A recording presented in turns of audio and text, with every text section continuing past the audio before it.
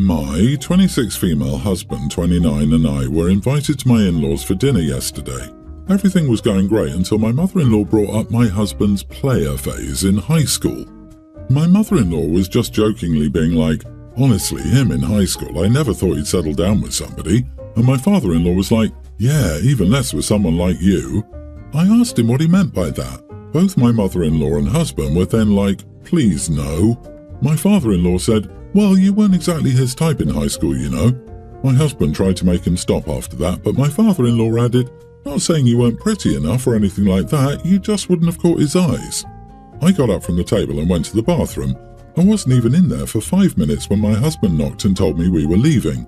Once we were home, my husband received a text from his mom saying that my reaction was childish and disrespectful and that we wouldn't be invited again until I apologized. My husband replied that I'd only apologize if my father-in-law apologized first. He didn't get an answer, but his sister texted me that I needed to apologize ASAP because I was putting my husband's relationship with his parents at risk over a misunderstanding. Not the idiot. I guess you'll have to find a way to make it through life without invites from your in-laws. Your husband has your back, which he should. I wouldn't want to return to my parents' house if they treated my wife like that. Your father-in-law is playing the victim. Don't let them twist this like that. Call him and tell him you want to apologize for bringing out the worst in him, and then tell him to screw off. OP never said anything. OP removed herself from the setting in a non-confrontational way and didn't demand anything from anybody.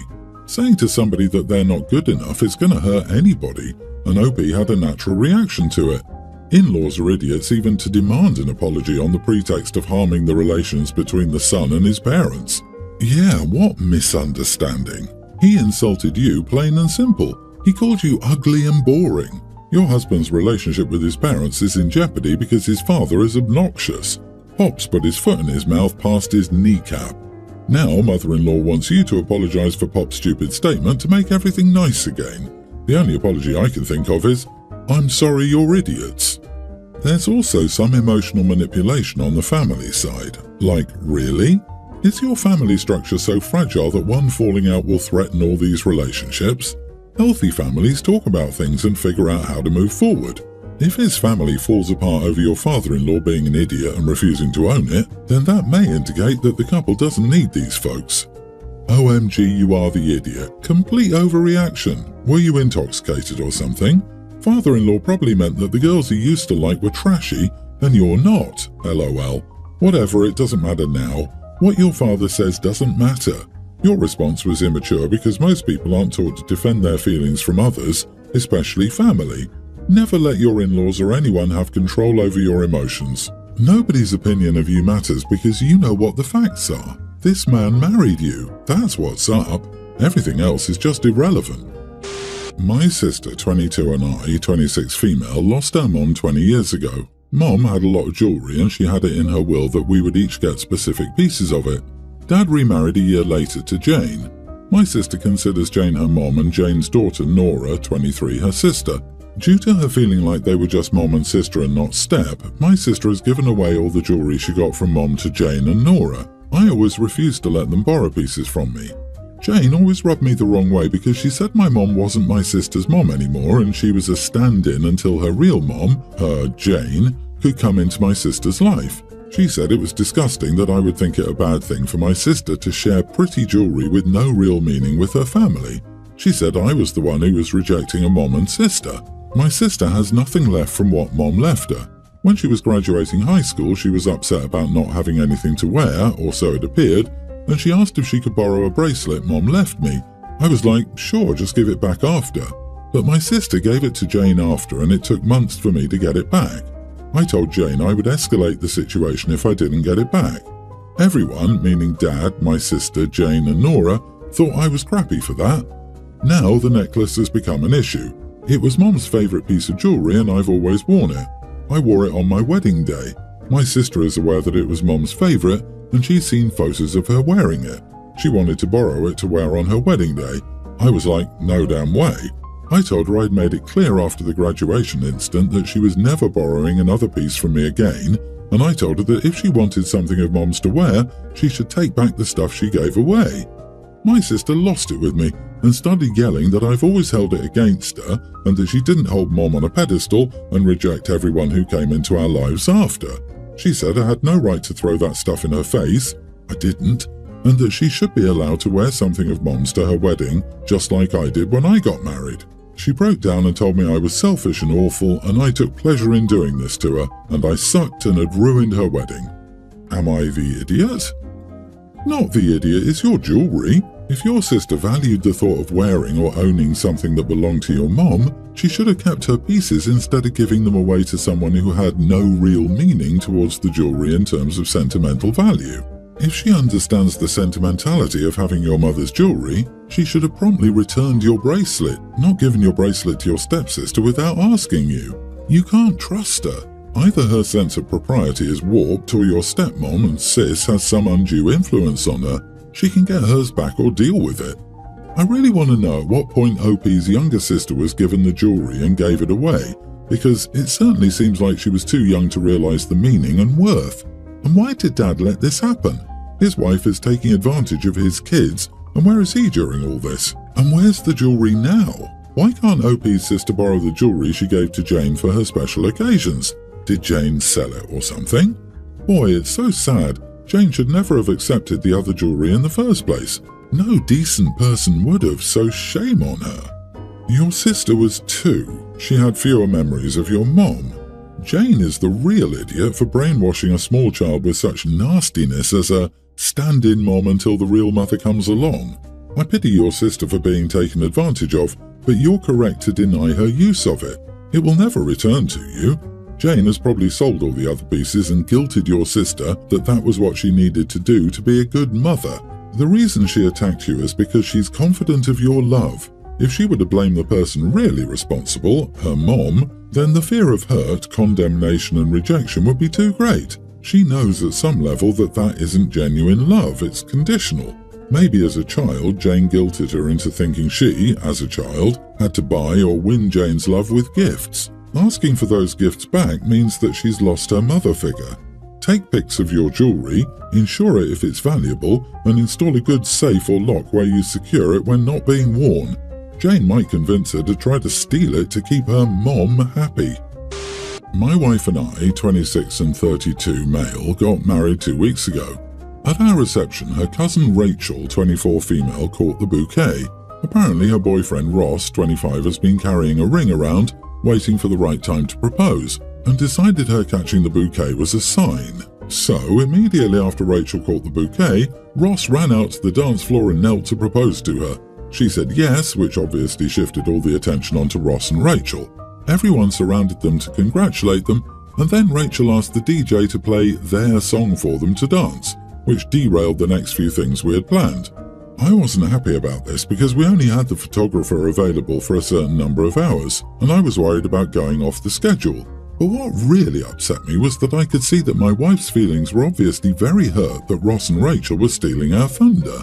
My wife isn't really the type of person to want a lot of attention or to be comfortable spending a lot of money on herself, so our wedding was the one special day when she was able to do so without feeling guilty about it, and seeing it get ruined for her was awful. I decided to ask Ross and Rachel to leave, and at the time my wife agreed with me. So when I next had the chance, I pulled Ross aside to tell him that I didn't appreciate him upstaging us, and that I thought it would be best if he and Rachel left early so we could enjoy the rest of the night. Ross started arguing with me, saying that I was acting nuts, which caused more of a scene than I expected or wanted because a small group of our wedding guests overheard the conversation and jumped in with their opinions. Ross and Rachel did ultimately agree to leave, but for the rest of the night people were talking not just about them getting engaged, but also about me kicking them out. Everyone was on our side, but even so, my wife and I weren't happy that people continued to talk more about Ross and Rachel. The reason we wanted them to leave was because we didn't want to keep being reminded all night of the stunt they just pulled on us instead of being able to celebrate our marriage with our friends and family. My wife has since said that it was wrong to kick Ross and Rachel out and we should have pretended to be happy for them at the moment so as not to ruin the night further because people would have talked less about it that way. Rachel's mother has also complained to my wife's mother about me kicking them out, saying that we should have brought it up to them privately later instead of letting a faux pas turn into a dispute, because now that's the only thing anyone is going to remember about our wedding and/or about Ross and Rachel's engagement. I still think Ross and Rachel, mostly Ross, were idiots in this situation, but was I also? Not the idiot. The mother at the end, telling them they should have done it privately when her damn son proposed at someone else's wedding. People have no shame or awareness. Seriously, so your kid does something super obnoxious to upstage someone at their own event, and they're supposed to not react and keep the response private so the kid can continue to ruin their event? No wonder Ross turned out the way he did. It's time to cut these people out of your life 100%, OP. Oh, and send Rachel's mother an invoice for half of the reception and DJ fees. They turn your wedding reception into their engagement party, so it's only right that they cough up their share of the cost. How is this not everyone's the idiot here? It's rude to propose at someone else's wedding and to carry around the damn ring to do it, but it already happened when you kicked them out. You can't unring that bell.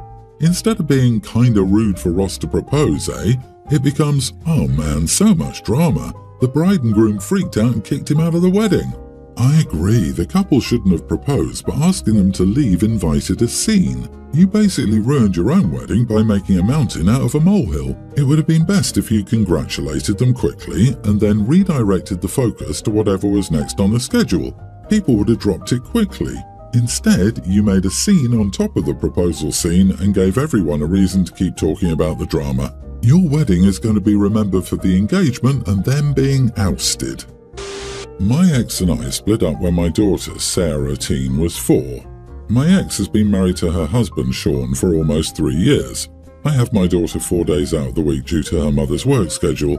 I don't like Sean, he's always given me a weird vibe. My daughter and I are very close.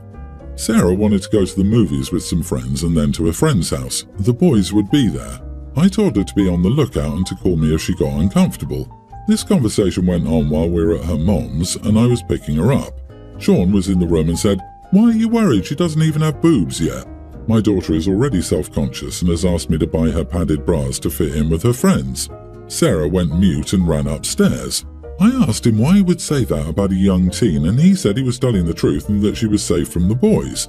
I just got filled with rage and my hands moved before I had a thought process and I punched him. My ex kicked me out and made me wait in the car for Sarah. Later that night, my ex texted me saying I needed to apologize to Sean. He may need to go to the hospital because his nose is bruised pretty badly, and Sean was only joking around and I let my temper get out of control. I just felt as though he was insulting my daughter and putting her down too because she's very self-conscious about it. Am I the idiot? Not the idiot. It's absolutely disgusting that he would think it was okay to talk about your daughter's anatomy like that. It was an incredibly inappropriate comment and uncalled for to boot. Even if it wasn't about her breasts, he made a demeaning and hurtful comment to a teenage girl who is already self-conscious.